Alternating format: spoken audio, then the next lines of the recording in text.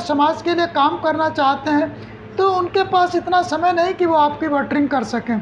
मैंने इस संदर्भ में एक कथन कहा था, बड़े लंबे समय से कहता रहा हूँ और अक्सर कह देता हूँ कि जिसका खाए उसे गरियाए उसको मानो संत, जिसका खाए उसे गरियाए उसको मानो संत, जिसका खाए उसी के गुण गाए उसको मानो चंट।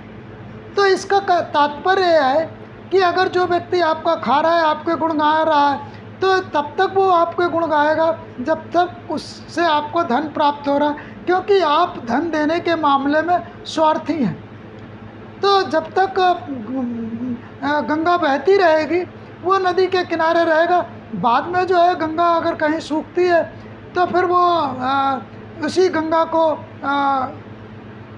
क्या कहते हैं, गुणगान नहीं करेगा या अपमान करेगा, आदि आदि बातें हो सकती हैं। तो अब ये प्रगतिवादी धारा या जो आपने अर्जित की गई संपत्ति है जिसे समाज पर खर्च नहीं किया, कुछ समय तक रहनी है, अगली पीढ़ियाँ उसको स्वीकार नहीं करेंगी या अगली पीढ़ियाँ आपसे उच्च कोटि की हो जाएंगी, तो वो क्यों आपको सम्मान करेंगे? सामाजिक रूप से आपने प्रतिष्ठा अर्जित नहीं की। मैं कुछ मोटे उदाहरण दे दूं। भारत के इतिहास से डॉक्टर BR अम्बेडकर का और माननीय काशीराम का नाम कभी मिटाया ना जा सकेगा, लाख लोग प्रयास कर ले।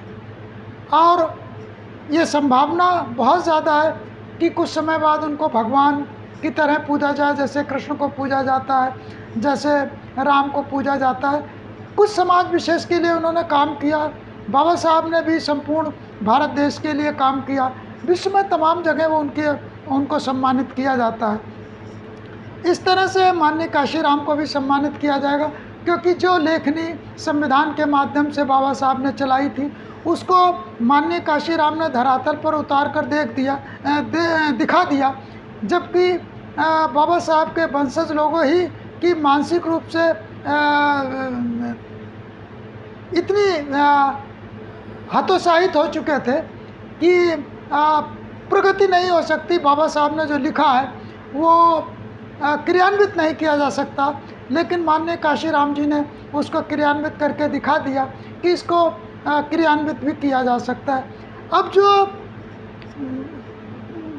माननीय काशीराम द्वारा जो किला तैयार किया गया था, कुछ लोग उसका उपभोग कर रहे हैं।